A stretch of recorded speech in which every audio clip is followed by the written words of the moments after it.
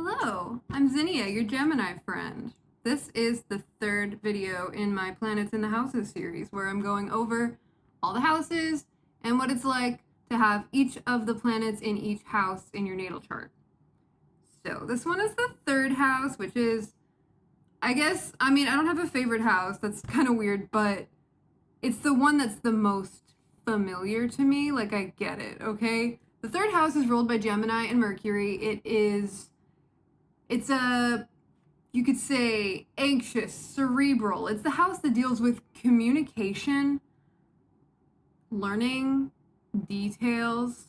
It also has to do with the immediate environment and the way that you perceive it, because it's really all just about curiosity. However you perceive other people, things around you, your siblings even, it actually does directly deal with your siblings, because siblings are one of the very first interactions that people tend to have if you do have siblings. And there are different areas for the parents, but it's playful, it's, depending on what you've got going on, it's just very curious, very intellectually driven.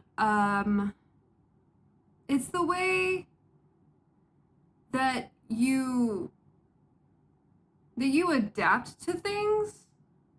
It's a lot of like the sign on the cusp or the planets that you have can show how adaptable you are. Also short journeys, like it's opposite Sagittarius, which is like big expansive travel. This is short excursions, like errands or little mini road trips. It's an interesting energy, okay? And it's very closely tied to Gemini and Mercury. So, starting with the sun, if you have your sun in the third house, that does give kind of a Gemini vibe, overall flavor to someone's chart. That just really emphasizes that energy. When the sun is in the third house, communication and just like intellect in general are very significant to the individual.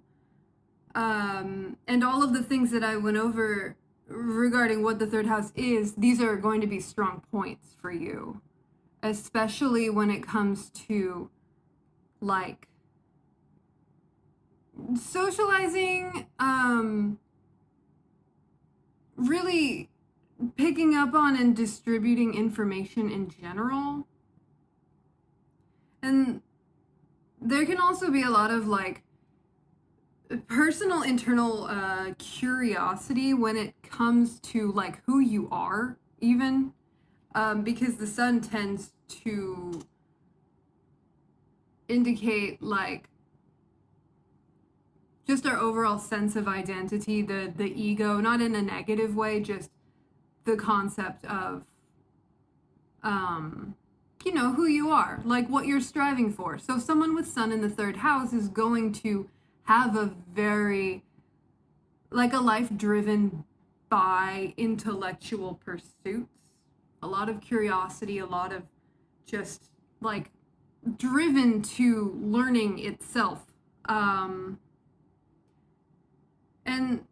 I mean, with the sun there's like a high likelihood of having a nice community of friends, like, or just in general community, being like the center of it, having people come to you for information, having people see you as kind of a bastion of knowledge, or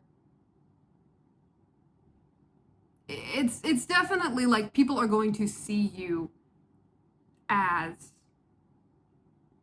an intellectual type person. Maybe you are always reading something or just always have stuff to say about like anything. That's the thing with like third house energy.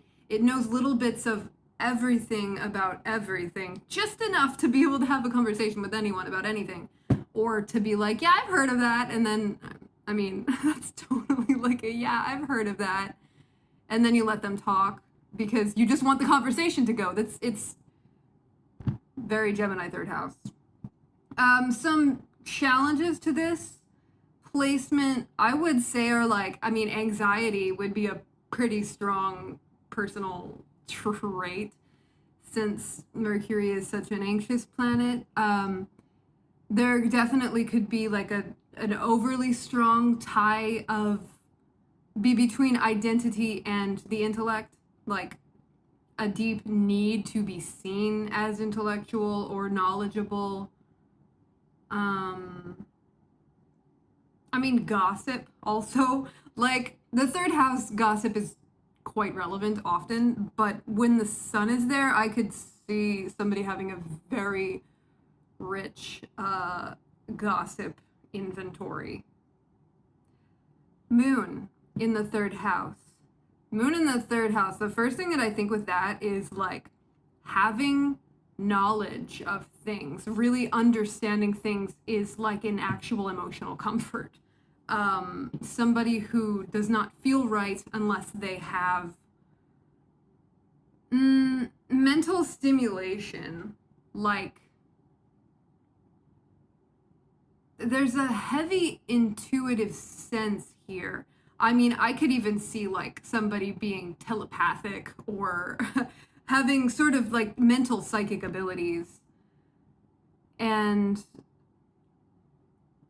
see, it all depends on how your moon is aspected. If it's got a lot of hard aspects, then there might be a difficulty in emotional expression, like feeling like it's really hard to communicate your emotions but really wanting to. Or if the moon is positively aspected, a really flowing, easy way of communicating emotions. Also, I can see somebody being very nurturing with their words.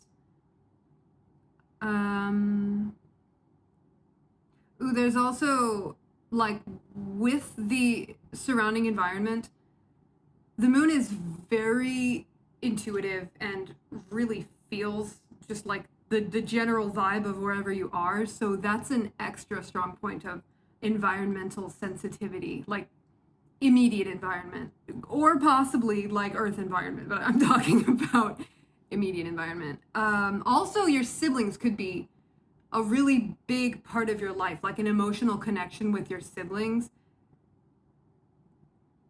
Yeah. Or the mother, or the parent that was perceived as the more motherly, nurturing one. It could be mother or father. Like, the gender of parents does not matter in astrology. It's whichever one that you perceive to be more the nurturing one versus the more disciplined.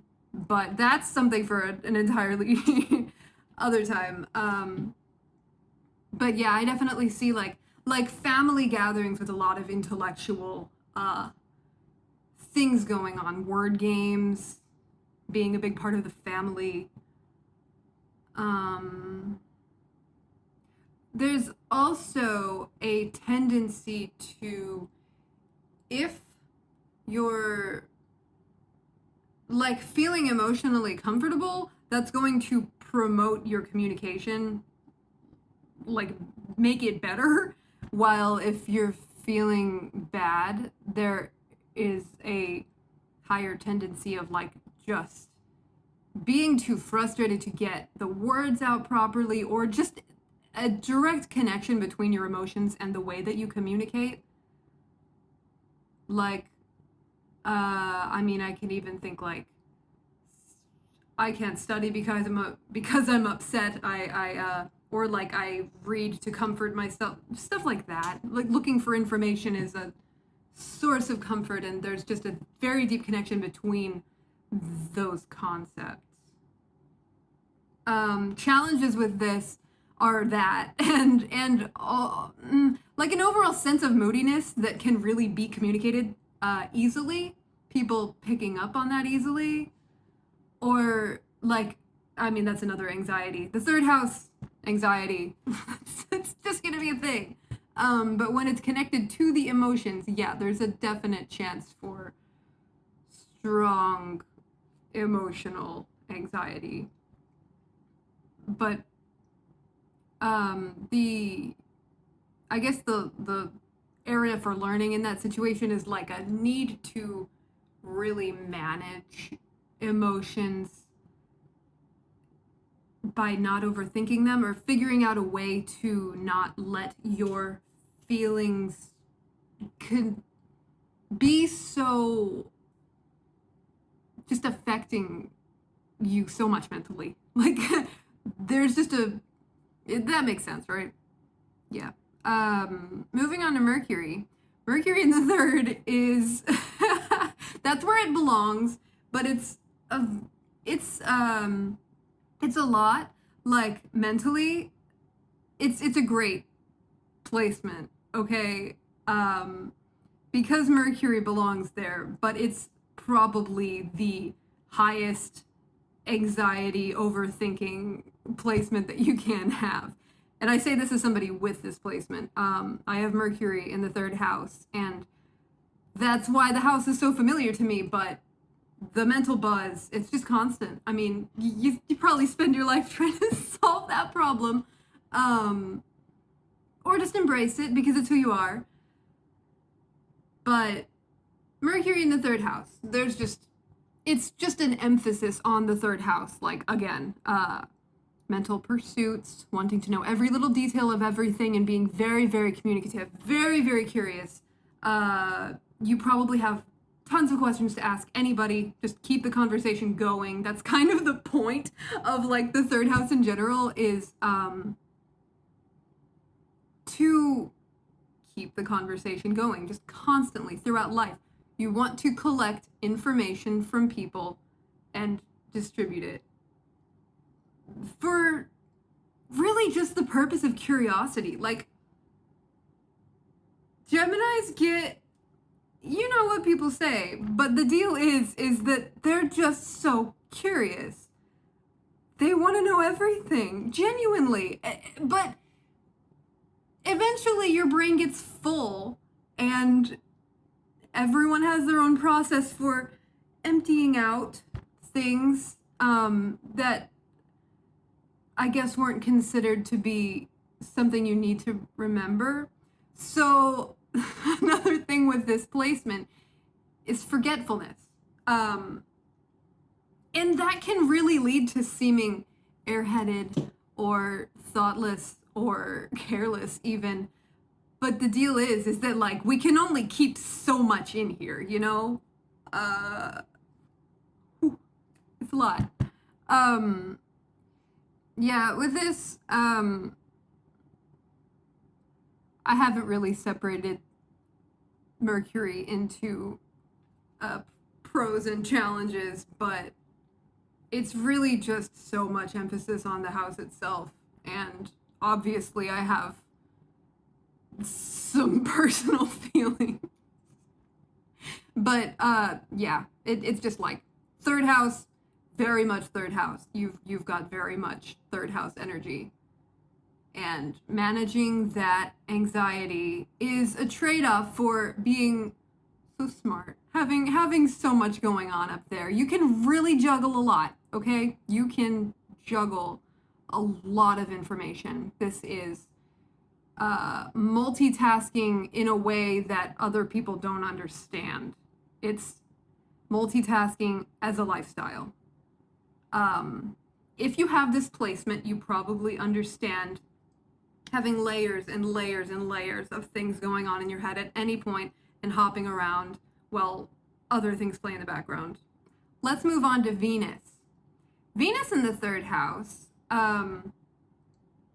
it adds a nice overall harmoniousness to your way of communicating. It conversations tend to go well for you because people, like, really just interpret the things that you're saying through that Venus filter that you have. Someone who has Venus in the third house. I lost my brain. Yeah, Venus in the third house, it adds, like, harmony to communication. This positive is just so deeply tied to the biggest challenge with this placement, which is a need to please, a need to have what you're saying be pleasing to people. So there's one of the biggest like Geminis are two-faced problems is right there, where you want to have the conversation go well. Yeah, it's good. It's got its bad things. I have this placement so I can say this. um, Conversations tend to be more lighthearted. Even like flirting is pretty easy for people with Venus in the third house because it's the planet of romance and harmony and beauty in the house of communication and conversation. But this can also show like a very, very deep love for learning. The kind of love, like just a very deep respect for the very concept of information. Being in love with learning. Romance novels come to mind. And then a lot of thought put into romantic pursuits is a definite potential. A lot of thought put into your partner or like dates, or like what you have to just a lot of thinking when it comes to Venus stuff. And then I said this before, but the immediate environment with Venus, you're perceiving like the nicer things around you. Venus in the third house also artistry, very creative expression, very, very creative expression. It could be like writing pretty words, poetry, or just, visual art. This is a very artistic placement. Another challenge, though, is maybe a tendency towards superficiality, which really does go along with the, speaking to please the other person. But yeah, I mean, there's a tendency towards like more gossip and superficial relationships, small talk. Though they probably don't like it. Small talk just comes so naturally to people with a lot of mercurial energy because they're always just noticing things and just want to know things. I bet some people think it's really annoying. Moving on to Mars. Mars in the third house is, well, there can definitely be a very voracious way of going about procuring knowledge. Very, very strong desire to know things. This can be like an aggressively obsessive learner, somebody who wants to know everything about a particular subject or want to be like a leader in that area. Like they want to know, to be what is the word? To be an authority on like a specific sort of thing. But there's also the tendency towards, conflict and a very blunt way of getting things across. This is a very direct, very honest, potentially harsh energy. I mean, there's a lot of enthusiasm, debate, argumentative, be it negative or positive. Like this can be very fun because the third house is quite lighthearted, and it puts a childlike energy into whatever planet is there. So this is potentially more of a fun Mars, but obviously it can still be the dangerous, hasty, aggressive Mars energy. It's just a very deep connection between your sense of drive. It's like Mars, instead of just being your physical drive, it's adding so much mental energy into it as well. So that's a lot of brain power. And I would just think that debate would be really fun for somebody with this sort of placement. There's also the potential for sibling rivalries, or a lot of competition between either their siblings or like their friend group. Just very competitive. This is very competitive energy, especially intellectual competitions. And a very smart way about going about things. Like if they have a plan, they have a detailed plan, and it's likely a very good plan. And it totally depends on the rest of their chart whether or not they're actually going to have the drive to go through with it, because the third house is not about slow and steady drive, okay? It's very fickle in a way because of that sense of being so curious that you don't really hang on to anything too hard. So Mars in this, it really depends on the sign on the cusp or the sign that your Mars is in. But Mars in the third does add more staying power to that, like, fickle intellectuality. I hope that made sense. And then as far as like perceiving your immediate environment with Mars in the third, the first thing I think of is like looking for fights, which is just emphasizing the argumentative.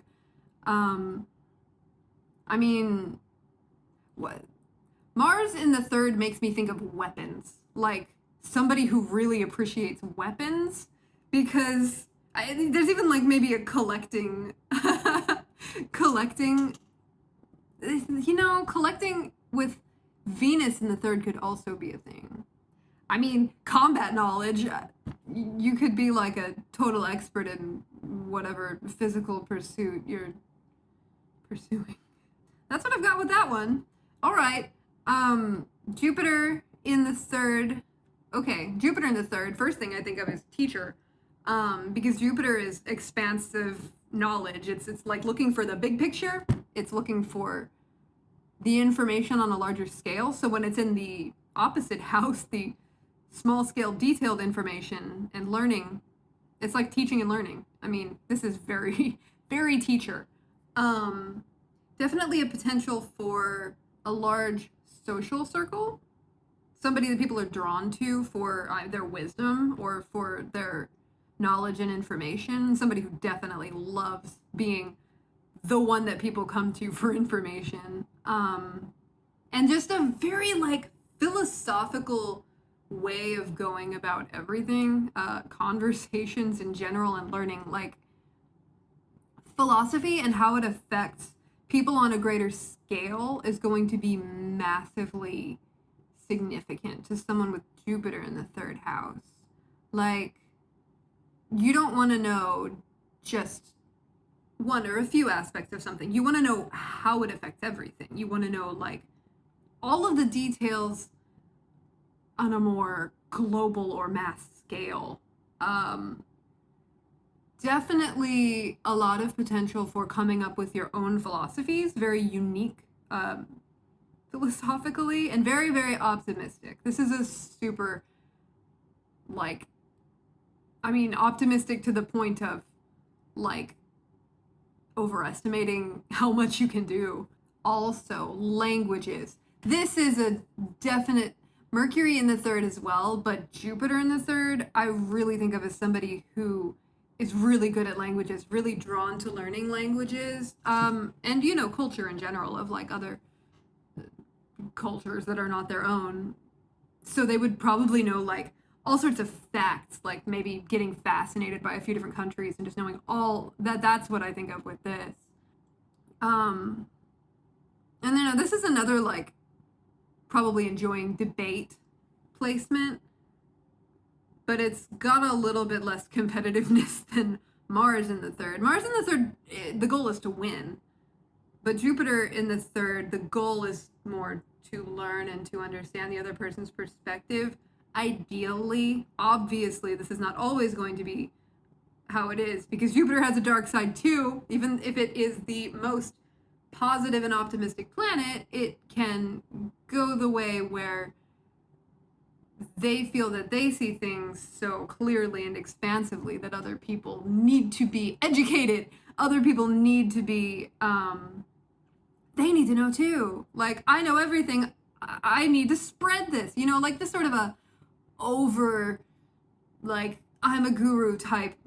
I mean, that's a potential con, but like for the most part, this is a super, super good, very, very smart, another very intellectually powerful placement, and just natural teacher. Absolutely. Like, that's the fine line, is being such a natural teacher that you want to teach even when people don't want to know. Like, that's really the thing to watch out for. Saturn in the third might be perceived by those who have it as a difficult placement. And that's because it can be.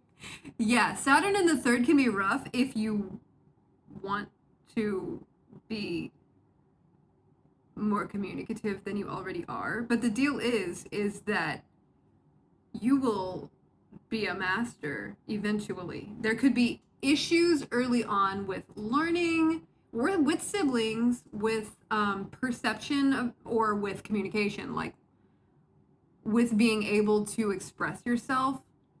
Some sort of difficulty that is significant enough that it bothers you.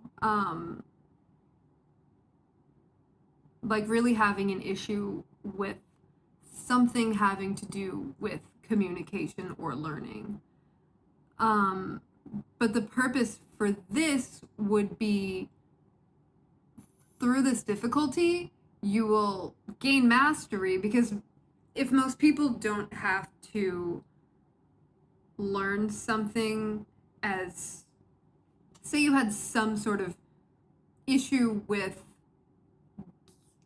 communicating, okay, I'll just, some sort of like verbal issue, or like getting your thoughts across, then somebody who just whatever said whatever, they're going to continue to say whatever because it's easy for them. But if you have Saturn in the third house and it's hard for you to just say whatever, you're going to work on it. You're going to have a desire to work on it. And then you're going to become a great, like so much better than the person who just says whatever. Like, you are going to be able to say exactly what you want, exactly the way that you want to, with hard work. And even if you can't, there's something there that that is gotten through this struggle. Like, that's the point. So when you have Saturn in the third, the way that you communicate can tend to be very like, I mean, it could be fear-based. It could be just some sort of restriction that is brought about by feeling like you're not doing something well enough, feeling like just like you're restricted, like naturally restricted. There could have been something that caused it. Somebody saying something early on that made you feel like you couldn't do something third house related, or like an actual physical inability to, like, whatever it is. There's just a lot of restriction there. There could be a small, like, social circle, a small amount of people that you can talk to. You could have your resources for learning restricted, something like that. But through this restriction, you have to work so much harder than most people do, which results in something so much stronger than most people could do. It's all about finding your own way and what it really means to you, because it's very personal. Like, where Saturn is in your chart is very personal, like a sore spot, unless it represents a natural, really, whatever that, just ignore that, whatever I just said.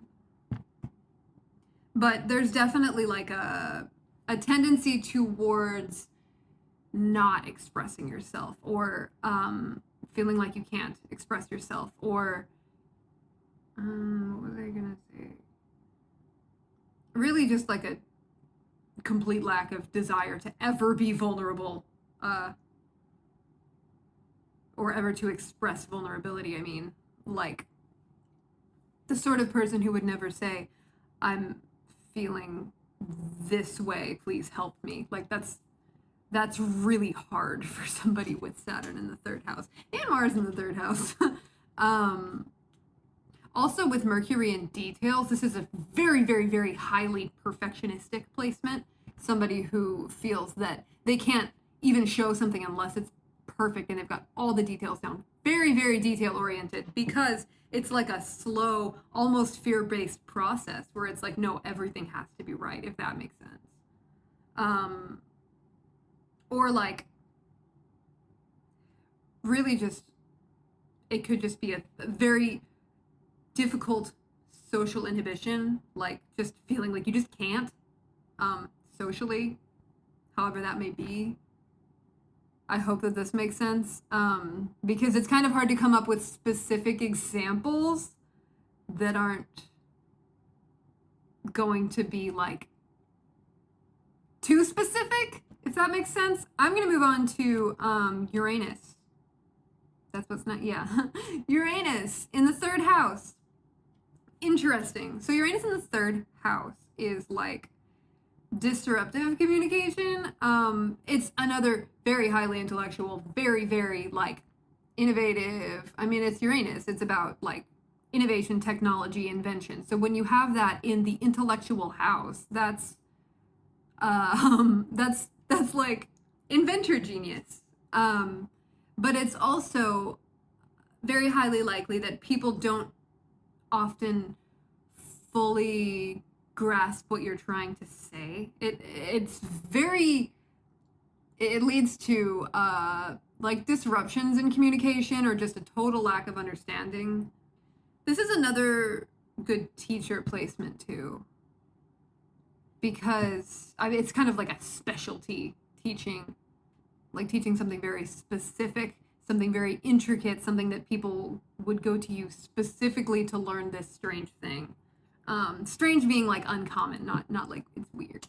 I mean, it's definitely weird, but that's just because Uranus is drawn to the weird. I mean, the thing with Uranus is like sudden disruptions or just sudden, very, very electric energy. So there could be like sudden just insights, sudden inspiration. Having a mind that works in that way, where things, you just kind of have to like go with the process because you don't exactly know what the process is gonna be. Highs and lows. This is a pretty anxious one too, potentially.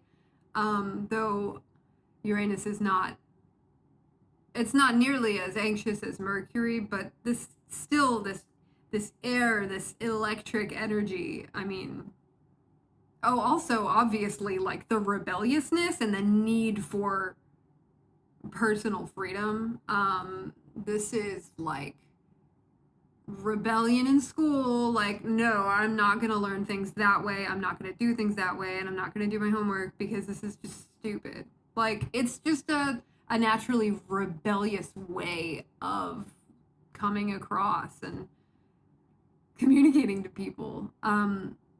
So some challenges are definitely going to be, argumentative, debate, more of that. And also just like you might not feel understood. You might feel like nobody ever really gets what you're saying. Like you're a genius and people don't understand that. They don't know what to think about you. It's a pretty genius placement. I mean, another con could be feeling like a genius when other people are not seeing you as such. And I mean, I don't know your situation, but speaking or learning in an unconventional way, in a way that others just might not get. But with this placement, you very much tend to be ahead of the curve, and more future oriented. So it's like coming up with trends way before everyone else catches on. That's what I think with this. Neptune in the third. Poetry, artistic communication, possibly another kind of vague, hard to understand, but for an entirely different reason than Uranus.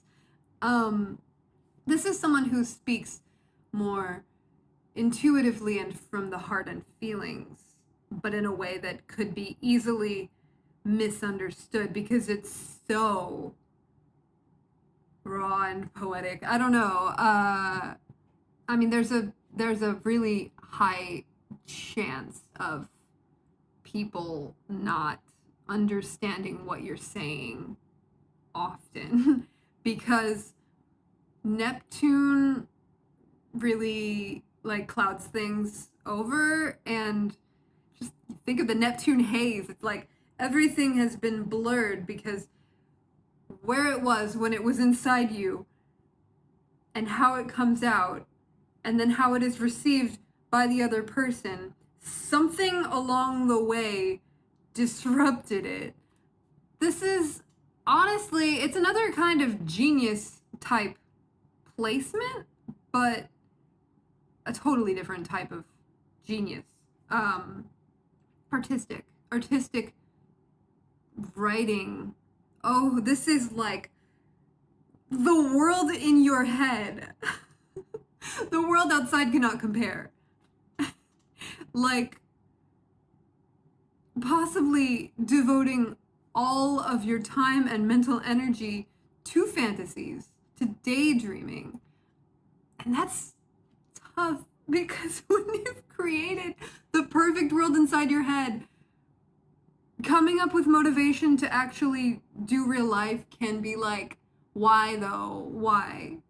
And this all sounds like challenges, but this is kind of a difficult placement, though it doesn't have to be. If you're an artist, if you are somebody who is able to express themselves emotionally or intuitively through words or through even like readings, through any sort of psychic abilities, if you're living that lifestyle and you're really able to express yourself that way, that's ideal. That's wonderful. But I can see Neptune in the third being kind of difficult in like everyday life or in school. Okay, this is like, it's a different type of, it's not rebellion. It's not really tied to rebellion so much as it's tied to being so deeply personally yourself, but in a way that could lead to misunderstanding the situation. It's like such a devotion to what is unseen and uncommunicated that there might be a tendency to overlook the things that are seen and are communicated clearly. It's very interesting, very, very interesting. It's kind of a beautiful placement in my opinion. But there's also like, a lack of boundaries. That's a definite, that's a definite risk with this placement, is not being able to communicate your boundaries, not even being able to understand your own boundaries. Or like, well, there's definitely the potential of being manipulated, maybe not seeing through the guise of other people who don't have intentions as good as you, because there is very much a pure and deep innocence to Neptune energy, where there's so much focus on like the good for all. And obviously there's a negative expression too, self-delusion, just not facing things or even producing illusions. But for the most part, it's just kind of like a delicate and misunderstood type of energy. But with like, if you have a bunch of really strong or fiery placements in your chart, something very stable and stubborn, it obviously is going to affect this. But that overall dreaminess in the communication, where it's just like fantasy or intuition, even an interest, very strong interest in like mystical things, or spirituality. But there is that tendency towards escapism. You know, that's how it is. Pluto in the third house. Ooh, that is a strong placement. When you have Pluto in the third house, every time you speak to people, you are using Pluto energy. It's very dominant, powerful, potentially controlling, because this is another, it's not necessarily fear-based, but essentially there is a high chance that early on you learned that deception and communication can go hand in hand. Perhaps you were lied to, or the deal is that there's kind of like a paranoia to expression and conversation and learning that it's like being secretive, not because with the third house is like keeping information. Like, I've got these little details, I've got all these little things. So when Pluto is there, it's like, these are my little things, they are a secret. Stay out. Do not ask me questions about them. Do not be curious about them. These are my things. And I'm not going to share them with you. Not because it's like a possessive mine. It's not like that. It's like, what are you trying to do with them? What do you want with this? Why do you want to know these things? It's like perceiving lighthearted communication in a threatening way. And like, there are huge, strong positive points to this. This is somebody who could like move thousands of people with speeches. Thousands is kind of a low number. Billions of people. Someone who could have a massive impact through their words. Massive impact. Somebody who can change society. Uranus too. But this is like upheaval energy. This is somebody who, very honest, very direct, very blunt, or just doesn't say anything at all. But through this desire to communicate such truths, regardless of how harsh they might be,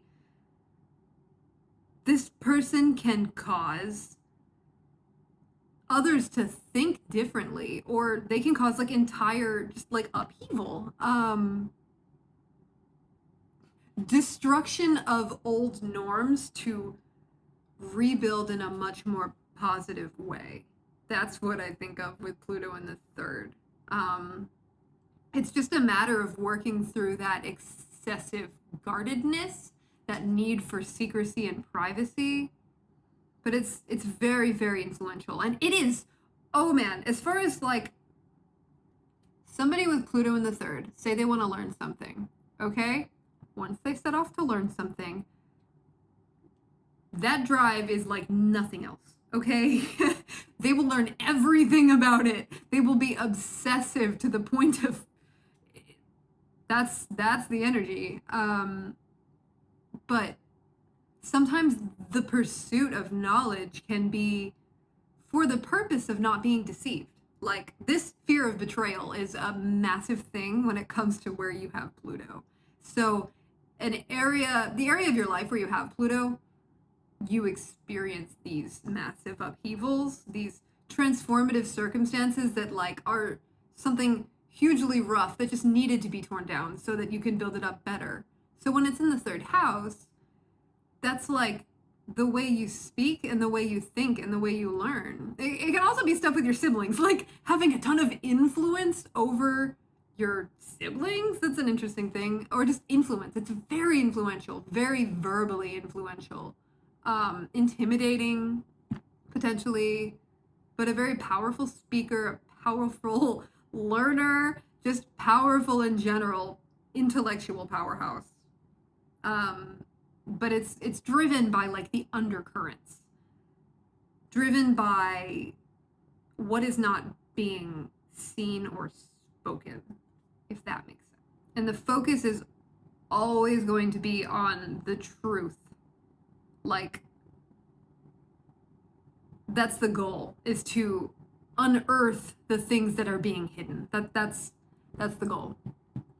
And that has been all of the planets in the third house. I hope that this made sense, helped on some level. Please ask me any questions that you have. Or like, if you disagree, tell me why, tell me your planet, tell me the aspects that it has going on, like most strongly. Tell me everything. I just want to know. That's third house energy. Thank you for watching. I love you.